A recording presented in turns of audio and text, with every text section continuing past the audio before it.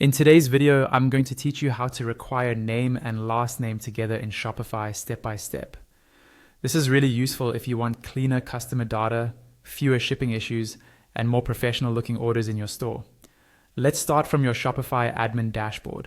Once you're logged in, you'll land on the main dashboard where you can see your orders, products, and other store stats.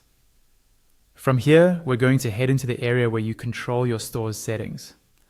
Look towards the bottom left-hand corner of your screen and click on Settings. This is the control center for everything behind the scenes in your store, from checkout and shipping to taxes and notifications. When you click it, a new page will open with a list of different setting categories.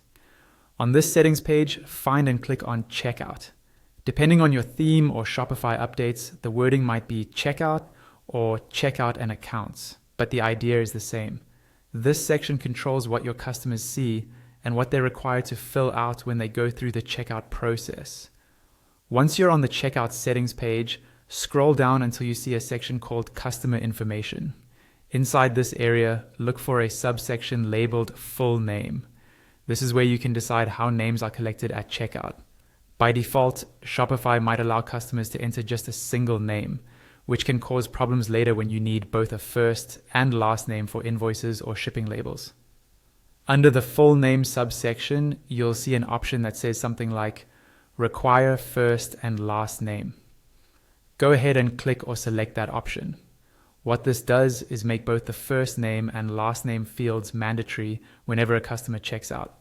It prevents incomplete entries like only a first name or a nickname, which can be hard to work with when you're fulfilling orders. Before you leave this page, make sure you save your changes. Look for the Save button, usually at the top or bottom right of the settings page, and click it. Shopify will confirm that your settings have been updated, and that's it. You've now configured your Shopify store so that every customer must enter both a first and last name at checkout. This small change can really improve the quality of your customer records and help avoid issues with shipping